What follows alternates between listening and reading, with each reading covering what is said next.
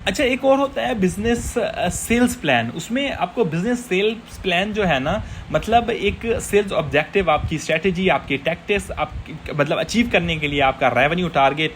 तो ये कुछ स्टेप बाय स्टेप कुछ जो है ना बिजनेस प्लान है, जिसमें कोई तकरीबन 12 पॉइंट्स है जिनके ऊपर हम बात करेंगे। यानी पहले नंबर पे आपने डिफाइन करना होगा अपना सेल्स ऑब्जेक्टिव, यानी क्लियरली आपको बताना होगा सेल्स गोल क्या है, आपके ऑब्जेक्टिव। आपको डिटरमाइन करना होगा अपना रेवेन्यू टारगेट, मार्केट शेयर गोल और अदर मेजरेबल मैट्रिक्स जो आपको अलाइन कर सकें आपके ओवरऑल बिजनेस ऑब्जेक्टिव में। दूसरे नंबर पे आता है आइडेंटिफाई करना होगा आपको जो टारगेट मार्केट है और उसका आइडियल कस्टमर प्रोफाइल क्या है, यानी अंडरस्टैंड करना होगा उनकी नीड्स, पेन पॉइंट, डेमोग्राफिक्स और बाइंग बिहेवियर्स उनके क्या हैं। सेगमेंट करना होगा आपकी मार्केट, अगर नेसेसरी है तो आप जो है ना इसको सेल्स अप्रोच कर सकते हैं डिफरेंट कस्टमर ग्रुप से भी। तीसरे नंबर पे आता है सेट सेल टारगेट, यानी ब्रेक डाउन करना होगा business sale objective into specific target, यानी ये हो सकता है मंथली, क्वार्टरली और एनुअली रेवेन्यू टारगेट भी हो सकता है। और जो number of new customer to acquire करने हैं आपने, और जो एवरेज डील साइज है, यानी आपने ये अचीवेबल टारगेट जो बेस आपने बनाना है मार्केट रिसर्च या हिस्टोरिकल डाटा या इंडस्ट्री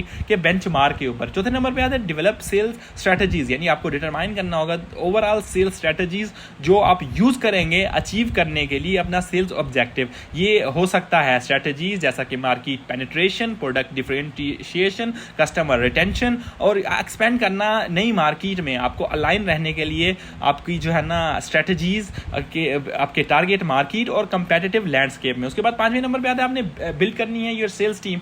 तो उसके लिए आपको स्ट्रक्चर बनाना होगा, रोल आपकी सेल्स टीम के अंदर आपको डिफाइन करना होगा, रिस्पॉन्सिबिलिटीज उसकी क्लियर जो है ना जो एक्सपेक्टेशन है उनकी जो उनको सेट करना होगा और स्टेब्लिश करना होगा एक सेल्स टेरिटरीज अगर मुमकिन हो तो मतलब हायर करना होगा, ट्रेन करना होगा सेल्स रिप्रेजेंटेटिव जो आपको मतलब जिसको नेसेसरी स्किल्स हो, इंडस्ट्री की नॉलेज हो, एबिलिटी तो हो इफेक्टिवली कम्युनिकेट करने की आपकी जो है ना वैल्यू प्रोपोजिशन को। छठे नंबर पे आता है डिफाइन सेल्स प्रोसेस। मैं इसको थोड़ा स्टार्ट करता जाता हूँ क्योंकि लंबा हो रहा है। डेवलप करना होगा आपके क्लियर सेल्स प्रोसेस जो मतलब आप स्टेप कर सके आपके सेल्स टीम को कि मतलब इनको फॉलो करके आपने कन्वर्ट करनी है लीड इनटू कस्टमर। तो डिफाइन करने होंगे की touch point, qualification criteria, stage, scale, cycle वगैरह वगैरह। सातवें नंबर पे आता है, ये और भी है लेकिन मैं शॉर्ट करता जा रहा हूँ। सातवें नंबर पे है सेल्स पाइपलाइन मैनेजमेंट, यानी इंप्लीमेंट ए सेल्स पाइपलाइन मैनेजमेंट सिस्टम जो ट्रैक कर और मैनेज कर सके प्रोग्रेस और जो है ना of deal through the sales process.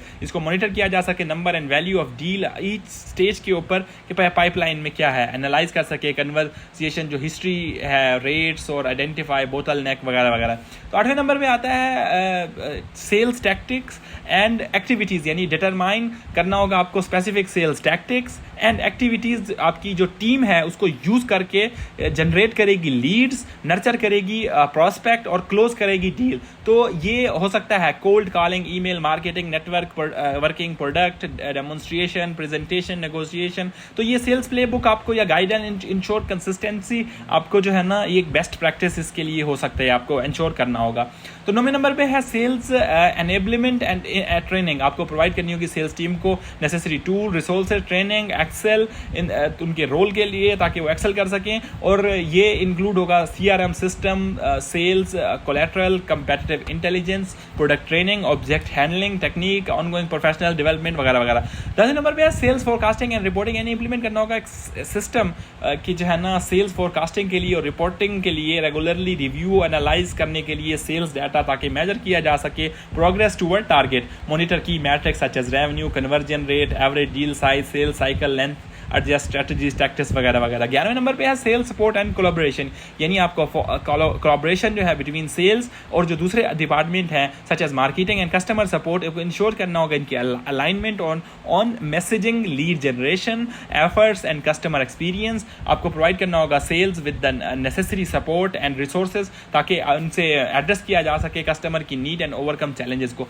12वें number पे आता है रिव्यू एंड एडजस्ट। आपको रेगुलरली रिव्यू करना होगा your sales plan and performance against target, तो आपको असेस करते रहना है इफेक्टिवनेस आपकी स्ट्रेटजीज की और टैक्टिक्स की, और आपको फीडबैक लेना है ताकि सेल्स टीम से और कस्टमर से तो आइडेंटिफाई किया जा सके एरियाज जिनको इंप्रूव करना है, एडजस्ट किया जा सके आपका प्लान अकॉर्डिंगली टू स्टे मतलब मार्केट में रहने के लिए और कंपेटिटिव इन द मार्केट में कंपेटिटिव रहने के लिए। तो याद रखिए कि सेल्स प्लान जो है ना एक डायनामिक और अडेप्टेबल होता है, कंटिन्यूसली मॉनिटर, मेजर और रिफाइन आपका प्लान जो है अलाइन कर सकता है आपके मार्केट चेंजेस को, कस्टमर को, प्रेफरेंस को और बिजनेस ऑब्जेक्टिव को। रेगुलरली कम्युनिकेट और कोलैबोरेट जो है आपकी सेल्स टीम को इंश्योर करता है कि बाय इन एंगेजमेंट जो एग्जीक्यूटिंग है इनकी प्लान की इफेक्टिवली हो रही है।